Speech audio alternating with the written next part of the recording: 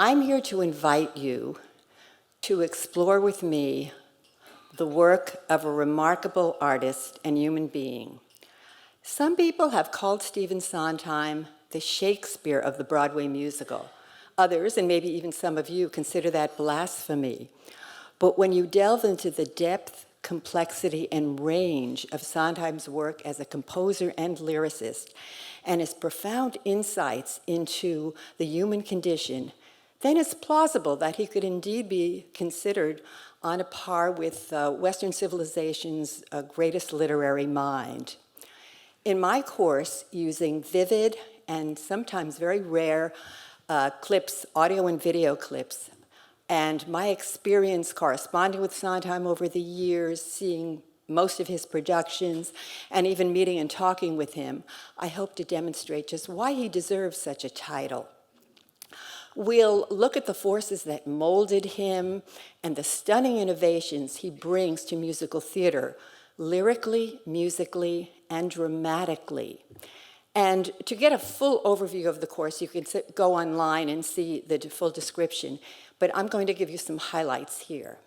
For example, in the very first class, you'll see a performance of a song Sondheim wrote when he was just 18 years old for a college production while under the mentorship of Oscar Hammerstein. We'll also, of course, cover his first opportunity to write lyrics for Broadway in West Side Story. But I'm going to show you one clip of a lyric that today he is appalled that he wrote and wishes he could rewrite, and another lyric that he's very proud of. So you get to experience his own responses to his earlier work. Of course, we'll cover all of his music, including the little-known Saturday Night and his more successful Gypsy, and A Funny Thing Happened on the Way to the Forum. But we will also spend time looking at the first time he actually broke away from musical theater tradition and found his own musical voice with Anyone Can Whistle. We'll spend a good deal of time looking at his amazing versatility on three very different musicals where he joined forces with Hal Prince, who is a very famous Tony Award-winning producer-director, with their three Tony Award-winning musicals, Company Follies and A Little Night Music. And we'll look at his unusual innovations for the Japanese kabuki musical, Pacific Overtures.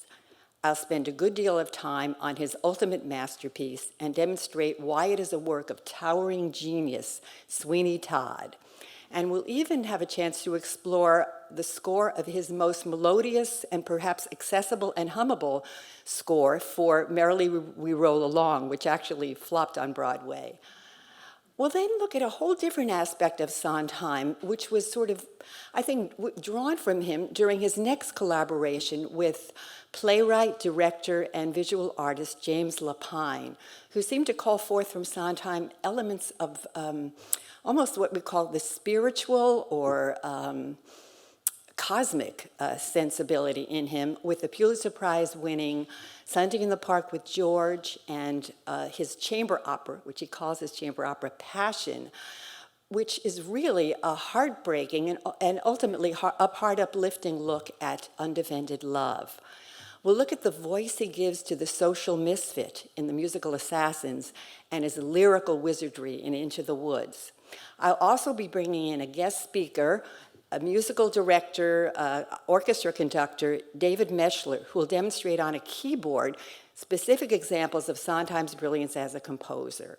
You'll also see clips of Sondheim as a mentor, coach, and teacher, which he considers a sacred profession. And we'll have some time for a bit of levity and fun in a segment called Satirizing Sondheim, where other songwriters parody his work, which he has told me that he relishes and enjoys.